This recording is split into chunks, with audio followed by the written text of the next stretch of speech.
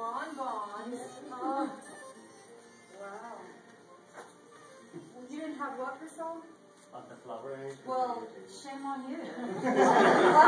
Slacker. What a slacker. You need to step up.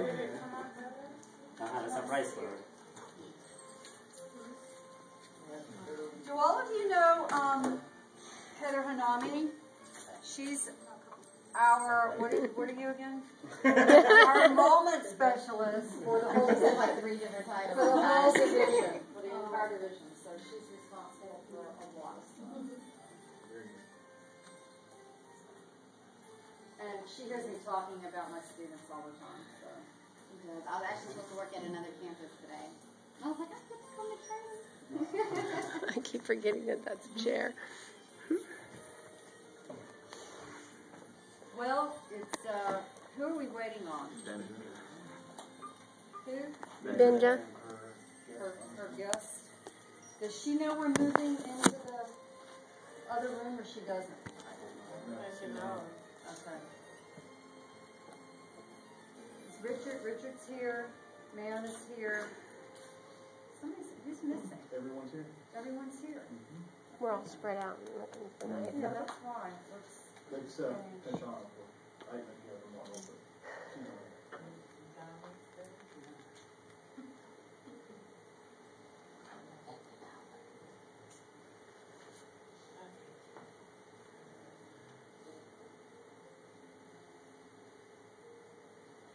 Well, I don't know where she went. Do you?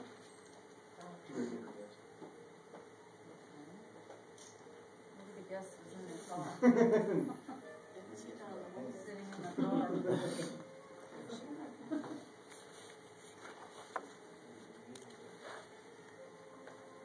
Exactly.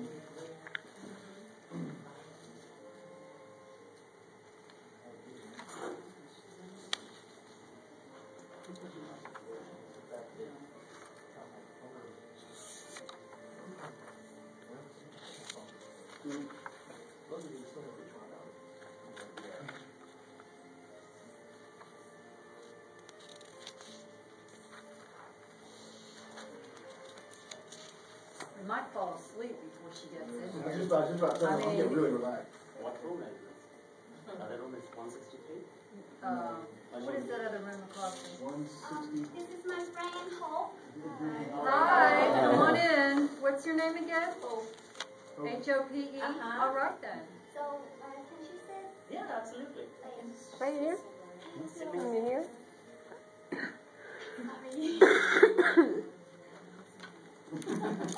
Go ahead and you tell me when you're ready, Prasad. Oh, wait, it pulls apart. It pulls apart, yeah. Oh. It's their desk, yeah. It's a desk. Yeah, sorry. Oh, and wait a minute, Prasad. Benja, because it's going to take so long to break down the room when he's finished, would you mind if we all en masse walked across the hall to 163? Okay. So you can set up. Yeah, here, right? Huh? You want me to set up here or at No, 163? in 163. Okay. So if you want to leave, I believe it's 162. 163 is the computer. Is the what? It's the computer oh room. no, that's not the one we want. It's The 162. marketing room. You know, down there on the left. Okay. Where we've been doing the labor relations Okay, training. sure. Right. Okay. Okay. All right. Whenever you're ready. I said that last week. As soon as I walk in, I'm ready.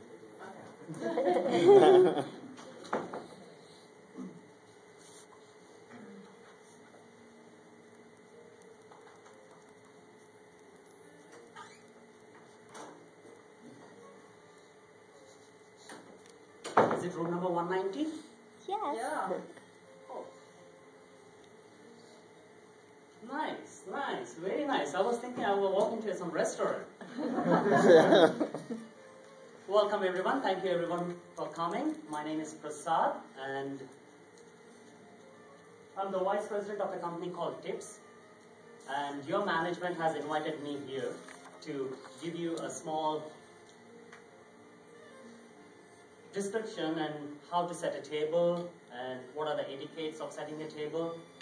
And I will be explaining you guys like how to set a table and what is the formal dining setup.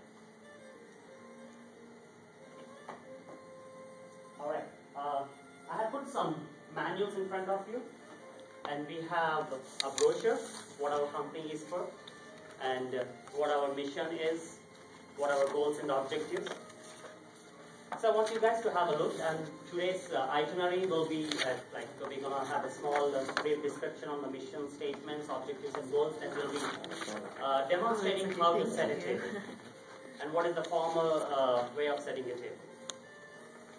So to start off with,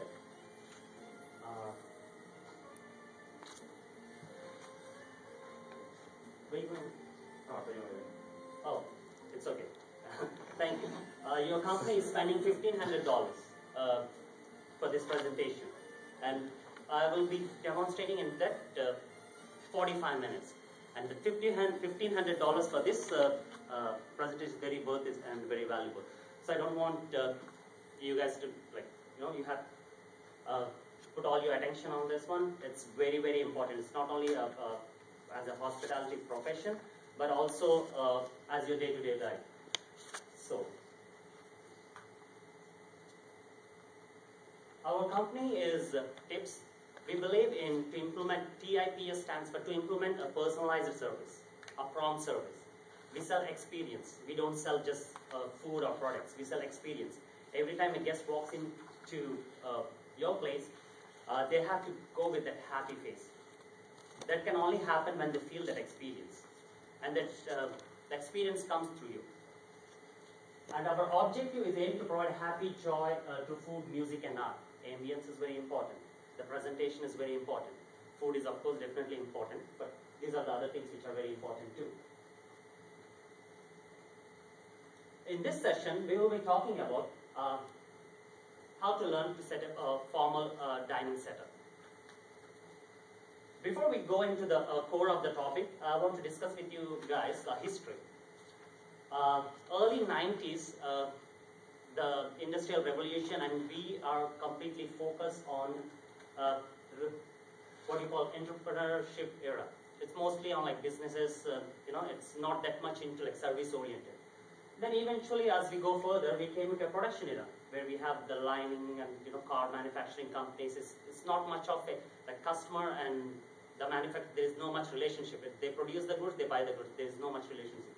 As we still go further during the middle of 90s and early 80s, it came into a marketing area where we have started with all these multinational, multi-level marketing companies like Amway and all. So that was there.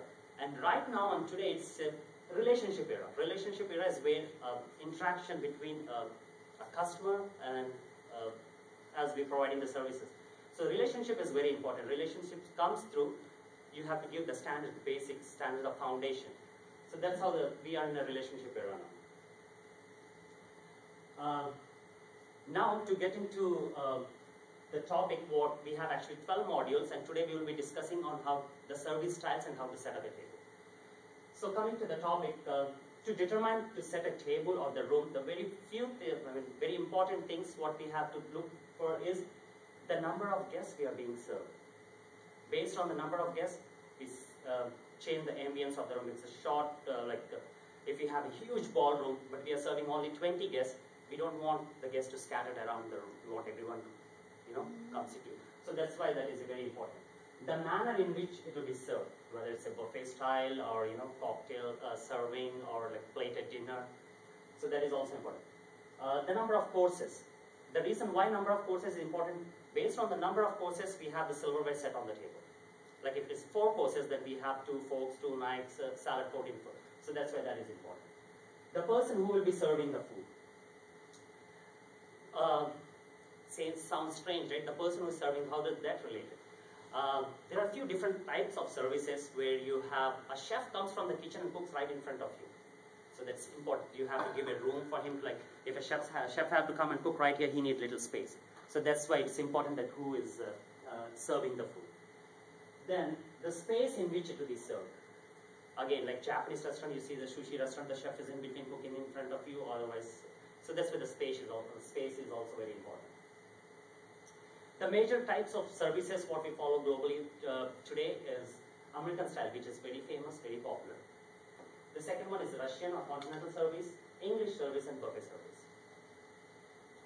American service. American service is, here the time is like, everybody is so busy. So we have almost all the fine dining restaurants, we have American service. It's already pre-plated in the kitchen. The food comes straight to the guest. The server brings the food. That is called American service. Russian service. Russian service is it's adopted from a French service, where it's called a platter to plate service.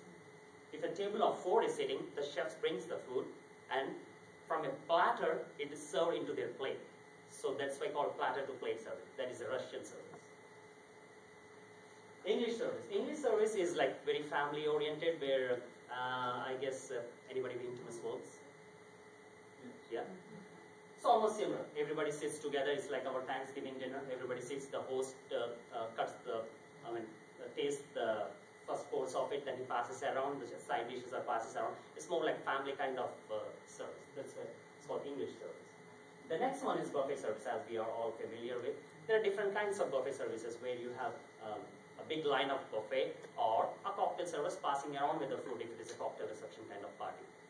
So that is buffet service. Setting the table. Again, the other few more things we have to keep in mind when setting a table is the occasion. Like for Thanksgiving, Christmas, or it's a board of directors meeting, or of a pharmaceutical company having a presentation. And these people basically don't have time. So while they are giving the presentation, we serve the food. So that's why the occasion is important. The size of the table, like some tables set for 4, some are 8, which are 10-foot long table, round table, square table. So that's the size of the table. The number of people are being served. Based on the number of people, we set the table accordingly. Like if you go for wedding, you already have your place seatings. Before we go, we already have our place seating. So we know on this table, like 5 people sitting. On another table, there is a baby. So we need a high chair with no silverware, no knives and all for the baby. So that's when we know, like the number of people are being served and the ages and things like that. The menu. The reason why the menu is important, because as I said earlier, the courses. If you have only just one course, 1 fork and 1 knife is enough. If it is 13 course of French classical cuisine, then we have to have a lot of silverware on the table and the glasses. And the style, as we talked earlier, like the American style or buffet style, whatever the style, so that is also important to set a table.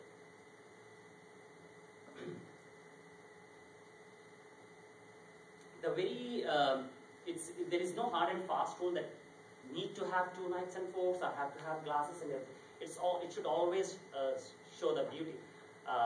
As we just saw earlier, there are a few people walk into this room. There is nothing on the table except the flowers, but it still looks beautiful. So always have to look for the beauty. The convenient. It should look nice. It should not be cluttered with a lot of silverware or glasses on the table. I know guests want to drink a white wine, red wine, water at the same time. That doesn't mean you have all the glasses on the table. Unnecessary objects should be removed. Like after you finish your entrees, the salt and pepper should be removed from the table. We don't use salt and pepper for dessert. So these are kind of an example of unnecessary things which have to be removed from the table. Each guest should know which item his or hers. What happens sometimes, the room is small and we have 100 people in this room. So what we normally, instead of 2 chairs, we put 3 chairs here. So what happened, this is called a cover, 1-person cover. So the guest is so confused, is this knife is mine or his? So they're confused, so that's important too. Linen should be kept simple and straight. Not too much, it should be neat and clean, well pressed. Not too many linens just to show, like we have this, we have to present it. If it is simple and neat, that is more appreciated. This is the basic setting of a table. As you can see, on the left side we have salad fork and dinner fork. A dinner knife, soup spoon, and a teaspoon.